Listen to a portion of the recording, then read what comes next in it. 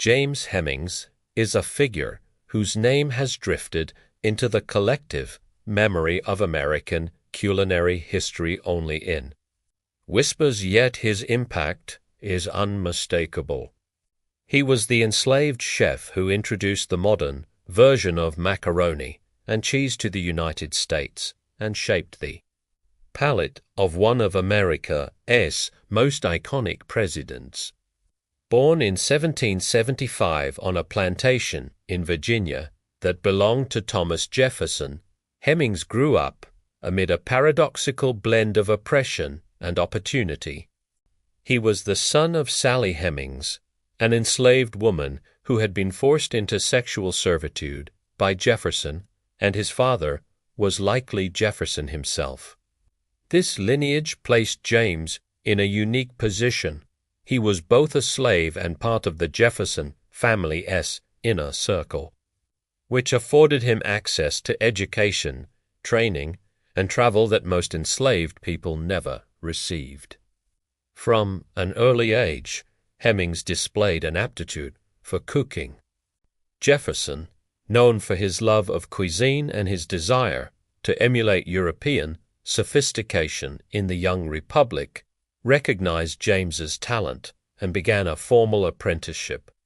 The boy was trained in French culinary techniques, a practice Jefferson considered essential for the refinement of American society.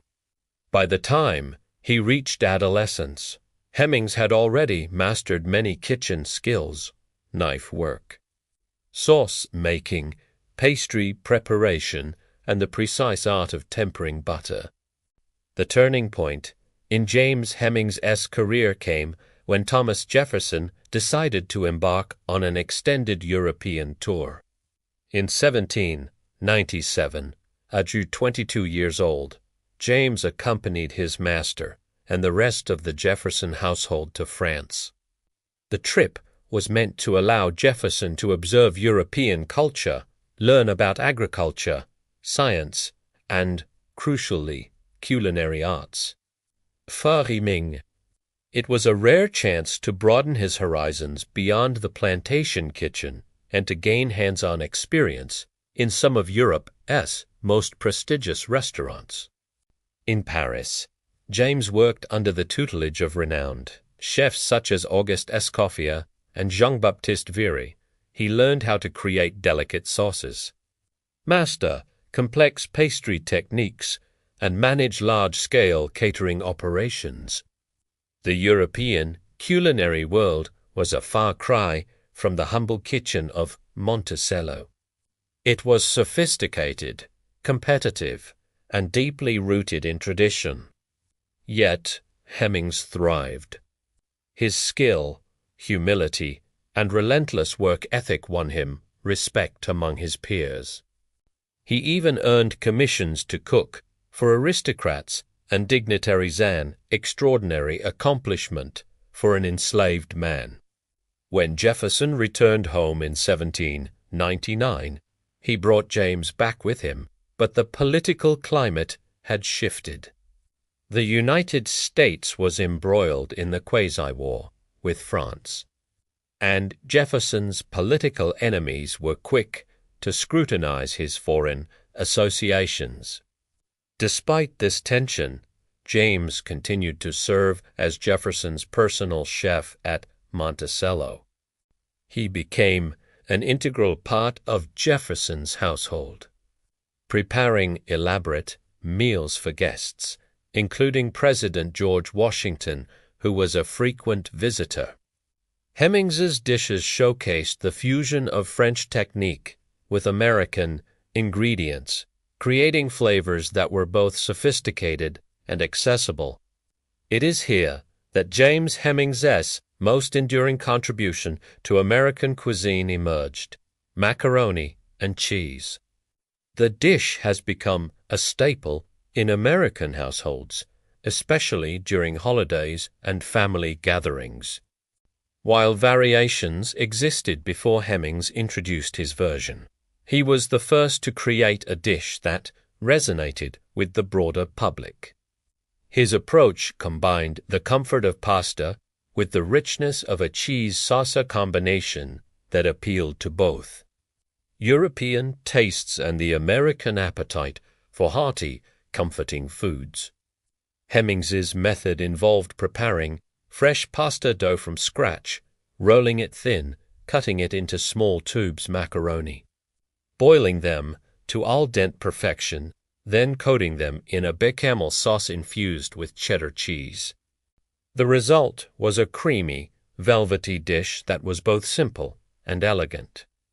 The recipe spread through Jefferson's network of friends, many of whom were influential figures in the early republic. As these individuals served Hemings's mac and cheese at their own gatherings, the dish gained popularity and entered the American culinary canon. Beyond his contribution to macaroni and cheese, James Hemings left an indelible mark on the evolution of American cuisine. He demonstrated that enslaved cooks could achieve mastery in fine dining, a narrative that challenged prevailing stereotypes about African American culinary talent. His life also highlighted the complex intersections of race, class, and culture in early America. While he was a slave, his work elevated the status of cooking from mere labor to an art form, influencing how future generations perceived the profession. The story of Hemings is one of paradox. He was both a product of exploitation and a catalyst for cultural enrichment. His legacy has only recently begun to receive widespread recognition. Scholars have noted that James's culinary innovations laid groundwork for the emergence of Southern comfort foods, while his training in European techniques foreshadowed the eventual rise of haute cuisine in America. Moreover, Hemings's story serves as a reminder of how enslaved individuals contributed to the nation's development beyond what history books often highlight. From agricultural advancements to cultural and culinary innovations, enslaved people like James were integral to shaping early American society. Yet their stories have frequently been overlooked or minimized. In contemporary times, there has been a renewed interest in uncovering Hemings's life. In 2019, the Smithsonian Institution unveiled a portrait of James Hemings, bringing his image into public consciousness for the first time in more than 2 centuries. The portrait, painted by an unknown artist, shows a dignified young man with a confident smile, a stark contrast to the dehumanizing depictions often associated with slavery. This visual representation has sparked discussions about how we remember and honor enslaved individuals. The culinary world has also begun to pay tribute to Hemings. Restaurants in the United States have started offering dishes that honor his recipes, and chefs have incorporated his techniques into modern cooking classes. Food historians now examine his work to better understand the early fusion of European and American flavors. By studying his methods, contemporary cooks can trace how ingredients like cheese and pasta migrated from Europe to America and were adapted to local tastes. Hemings's influence extends beyond the kitchen. It informs our understanding of American identity itself. The story of mac and cuisine, ostensibly simple dish that has become a national favorite, is rooted in an enslaved chef's ingenuity. This realization complicates the narrative of the American dream, suggesting that its foundations are intertwined with both oppression and creativity. While James Hemings did not gain personal freedom during his lifetime, his culinary legacy persisted. After Jefferson's death in 1826, James was freed by a legal settlement but remained in close contact with the Jefferson family until his own death in 1835. Even after emancipation, he continued to work as a chef and eventually became a partner in a restaurant business in Washington, D.C., where he served high-profile clients. In reflecting upon Hemings's life, we see a man who navigated an oppressive system while carving out space for artistic expression.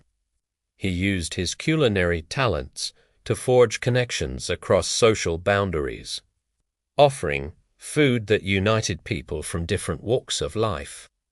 In doing so, he not only introduced a dish that has become an American staple, but also helped shape the nation's cultural identity.